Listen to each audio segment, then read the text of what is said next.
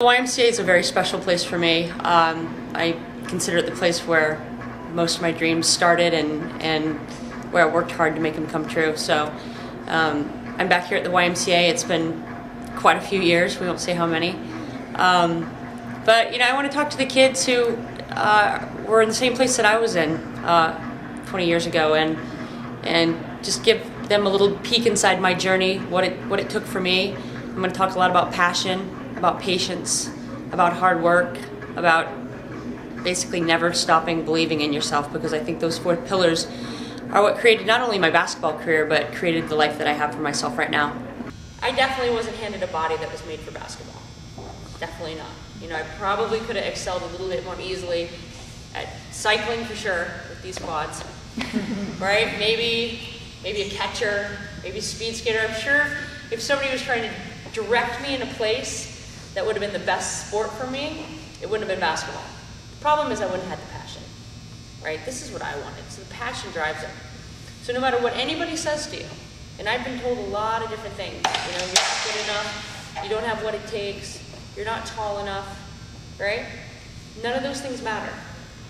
None of them matter, right? You gotta believe inside yourself that you can do it.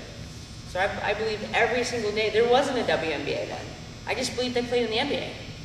Fine. Right? Okay, done. My dad told me he'd buy me a pair of Jordans if I could dunk. If I got one dunk in, I said, one dunk? I got it! All right, and I bought strength shoes, and I did a program, and I did all this stuff to dunk. I never dunked, but I can tell you, just that challenge and the belief that I could got me to a place where, a much better place than I'd never tried. So no matter what, you've always, always, always got to believe in yourself. So I'm in New York City. I own a fitness company, Holly Rilinger Fitness. I do anything from spin to one-on-one training to boot camps in New York City and boot camps around the world, really. I'm a Nike-sponsored athlete now. And I consider it an extension of basketball for me. I mean, when I was 7 or 8 years old, I had the privilege of finding passion in everything that I did. And I feel right now I'm living that same passion every single day.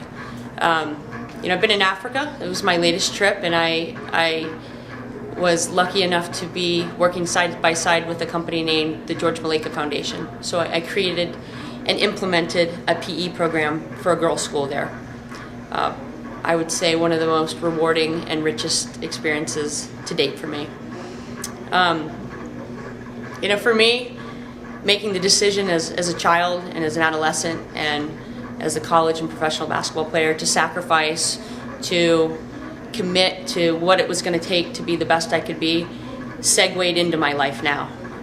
As an athlete, I learned how to win, I learned how to fail. I learned that being a good person and playing with sportsmanship are 2 of the same things. I learned that the sacrifices I make, I benefit from later in life. So everything that I learned in the field, everything that I learned on the court, everything I learned as an athlete absolutely has affected my life and who I am today.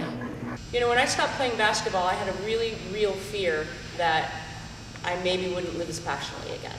And Greg Warner is my strength and conditioning coach from college, and we would have conversations about this. And a part of me thought maybe we're, as individuals, we're only allowed a certain amount of passion in our life.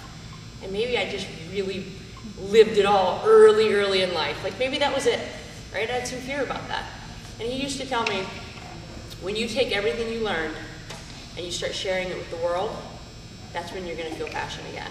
And I have to tell you, I never thought that anything would come close to feeling the way I felt when I scored a basket and I heard the crowd roar, or when I got an MVP award, or if I won a championship. And quite frankly, this is double that. This is triple that. Like, to be able to share this sort of information with kids or with my clients who are my same age, and they have goals as simple as wanting to fit into their skinny jeans, or wanting to get a boyfriend, or wanting to have enough energy to run around with their kids, right? So no matter where you are, if you're 10 years old and you have basketball dreams, or you're 45 years old and you just want to feel good again, right now is your time. It's not tomorrow, it's not yesterday. Right now is your time. My kitchen, I've got this big board, it's called my dream board. And on there I have pictures of things I want, you know. I want to take a vacation in Bali, and I have a picture of that there, you know.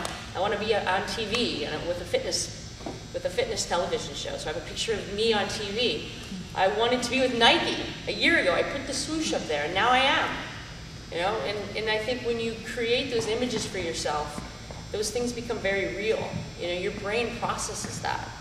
You know, I used to sit with Greg, and when I was preparing for the WNBA, and I'd have visualization exercises. So at the end of the day, I'd close my eyes, and I'd know what it felt like to have that crossover. Or I'd know what it felt like to make that basket. So it became so real for me. So that when it happened on the court, it was just, of course that's happening. I've already been there. I've already seen it happen.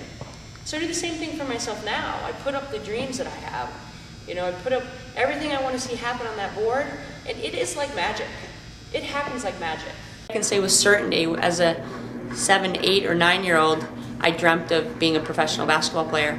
And for me, and that's what I want to talk to these kids about, it may not be being a basketball player, it may not be being a swimmer, or it may be being a ballerina, or an architect. You know, whatever it is, see it, understand it clearly, put pictures of it around you, make it so real to yourself that there's no way it's just not going to happen, and then make the plan to get there.